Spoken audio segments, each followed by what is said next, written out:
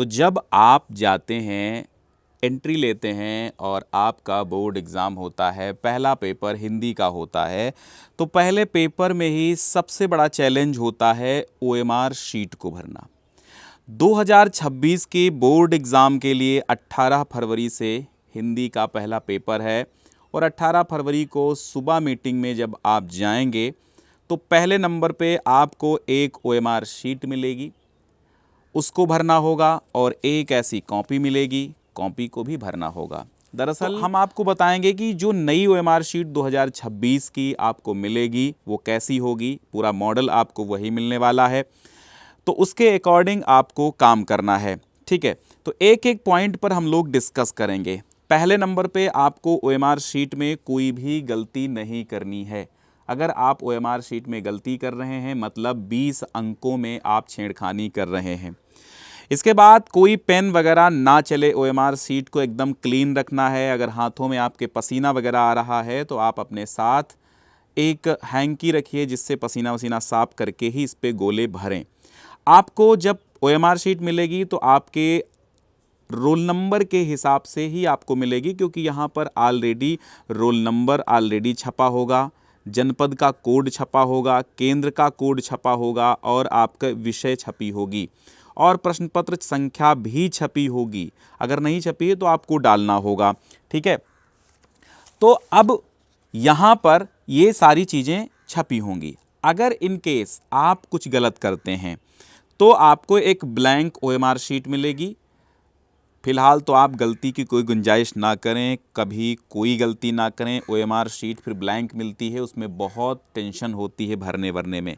तो जो OMR sheet आपके लिए इशू हुई हो उसी को अपनी मानिए और उसी को अच्छे तरीके से आप भरिए। ठीक है, तो ये ऑलरेडी फिल मिलेगा। अब आपको भरना क्या होता है वो समझिए। आपको मिलेगा पेपर। पेपर पे क्या करना है, सबसे पहले पेपर पे नाम डाल लेना है और अनुक्रमांक डाल लेना है, ये ज़रूरी है। अब यहाँ पर आपको पेपर में सिर्फ 801 जीएल, 801 एफएच, आप 801 एचए, 801 एचबी जो भी यहाँ मिलेगा ये होता है प्रश्न पत्र का कोड होता है, संकेतांक होता है। बस इससे आपको मतलब रहता है। इधर वाला ये विषय कोड होता है, इससे आपको मतलब बिल्कुल भी नहीं है। ठीक है, अब क्या करना है आपको, सबसे पहले जब आपको रोल नंबर मिल ही गया है तो सबसे पहले क्या करना है, आपको यहाँ पर जो 801 जीएल दिया हुआ है तो अब आपको क्या करना है, 801 यहाँ पर भरा ही है और यहाँ पर आपको जो यहाँ मान लो ये मॉडल पेपर है तो इसमें जीएल भरा है, तो अब आपको जीएल नहीं भरना है बल्कि यहाँ पर जो जीएल भरा है उसी को अकॉर्डिंग, मतलब उसी के अकॉर्डिंग आपको काम करना है। जीएल हो चाहे एचए हो, जो भरा होगा वो भरना होगा। अब यहाँ जी और एल भरा, हमने जेल पेन ले रखा है लेकिन आपको जेल पेन बिल्कुल भी यूज़ नहीं करना है। जेल पेन यूज करेंगे तो आपकी ओएमआर शीट रिजेक्ट हो सकती है।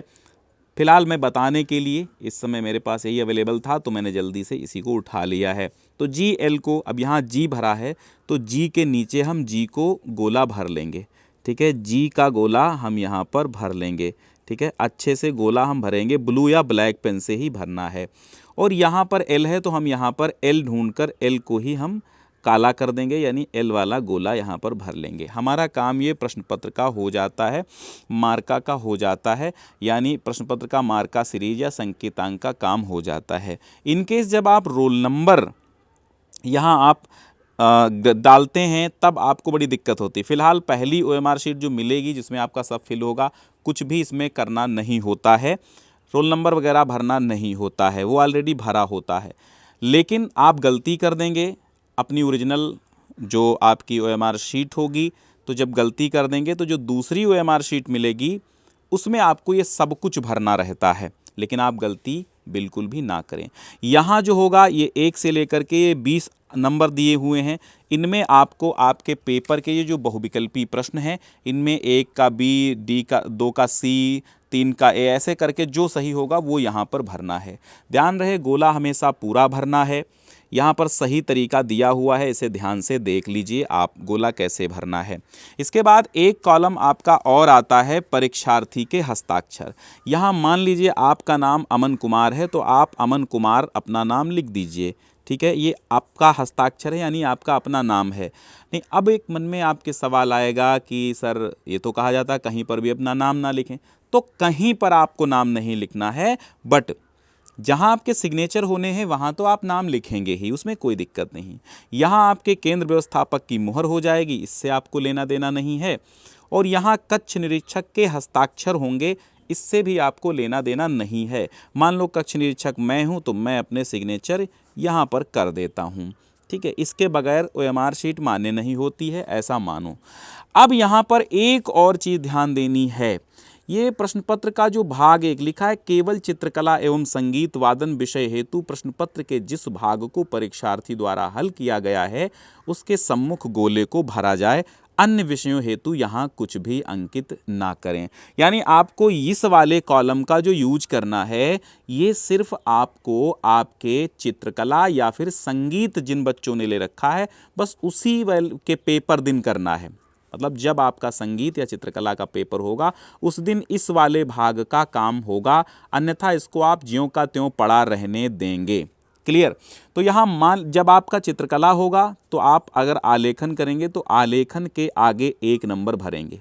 ये गलती कभी भी मत करना कि आप प्राविधिक भाग हल कर रहे हैं और यहाँ गोला भरेंगे तो आलेखन वाला भर दे रहे हैं, या फिर आप आलेखन का कर रहे हैं और गोला भर रहे हैं प्राविधिक वाला। तो दिक्कत ये होगी कि यहाँ आपने प्राविधिक भाग सेलेक्ट किया है और यहाँ उत्तर आलेखन के दिए हैं, तो उल्टा हो जाएगा, जो सही होगा सब गलत हो जाएगा।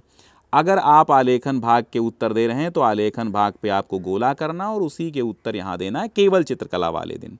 और उसी तरह संगीत वादन विषय हेतु है, अगर आप तबला, पखावज और मृदंग भाग कर रहे हैं तो 1 नंबर भर के और उसी का उत्तर दीजिए, या फिर सितार, वीणा, सारंगी, सरोद, इसराज, गिटार, वायोलिन, बांसुरी भाग कर रहे हैं तो 2 नंबर भरना होगा। ये तो आपका मेन पार्ट हो गया जो बोर्ड को जाता है। एक और नीचे पार्ट दिया होता है board of high school intermediate. ये कैंची लिखी होती, कैंची बनी होती है, ठीक है, कैंची बनी होती है और कैंची का मतलब है ये अलग किया जाता है भाग, ठीक है। अब यहाँ पर क्या करना है, आपने जो यहाँ पर गोले भरे हैं, मान लो आपने गोला भरा है, आपने गोला भर लिया है डी, 1 का हमारा सही है डी, तो आपने यहाँ जब 1 का डी गोला भर लिया है तो अब आपको क्या करना है, इसी 1 नंबर के आगे यहाँ पर उत्तर में डी लिख देना है। यानी आपने डी गोला भरा है तो यहाँ पर डी आपको लिख भी देना है, ठीक है। डी गोला भरा तो डी आपको लिख भी देना है, इसीलिए ये होता है, ठीक है, इसीलिए ये कॉलम दिया होता है कि आप इसमें डी भरें। और इसके बाद जो है इसके पीछे इंस्ट्रक्शंस लिखे होते हैं, हालांकि यहाँ नहीं लिखे हैं, इसके पीछे इंस्ट्रक्शंस लिखे होते हैं, उनको फॉलो करना आपको बहुत ज़रूरी है। अब आपको इसी तरह यहाँ पर उत्तर सारे दे देना है और यहाँ परीक्षार्थी के हस्ताक्षर हैं तो आप यहाँ पर भी हस्ताक्षर करेंगे अमन कुमार, ठीक है। और यहाँ कक्ष निरीक्षक जो होगा वो अपना सिग्नेचर कर देगा और यहाँ उसी तरह केंद्र व्यवस्थापक की मोहर लगेगी। और मान लो आपका कोड GL है तो यहाँ पर पहला अक्षर G और यहाँ पर दूसरा अक्षर L, और जिस तरह आपने चित्रकला और उस वाले दिन इसको भी भरना होगा। तो इस तरह आपकी OMR शीट आपकी पूरी हो जाती है, आप OMR शीट भर लेंगे, ठीक है। तो ये OMR शीट का ये जो वीडियो है ये स्पेशली आपके लिए बनाया गया है। देखो अब इसीलिए कहते हैं जेल पेन से अगर आप भरेंगे तो ये दिक्कत होगी, देखो इधर उधर छप जाता है, इधर उधर भाग जाता है पेन, इसलिए डॉट पेन से हमेशा आप इसको भरेंगे, जेल पेन से भरने की गलती बिल्कुल नहीं करेंगे। इसीलिए मैंने आपको बताया, गंदगी होती है, जेल पेन इधर उधर फैल जाता है। तो इस वीडियो को बहुत ज़्यादा बच्चों तक पहुंचा दीजिए कि 2026 में बोर्ड एग्ज़ाम देते समय आपको OMR शीट कैसे भरनी है। बहुत सारी कॉपीज़ भी वीडियो के रूप में, कैसे लिखना है, कॉपी को कैसे लिखना है, हल कैसे करना है, कॉपी लिखने का सही तरीका क्या है, वो सारे वीडियोज़ भी ऑलरेडी चैनल पर आपको मिल जाएंगे, तो जल्दी जा कर के आप देख लीजिए। आज के लिए बस इतना ही, बहुत बहुत धन्यवाद।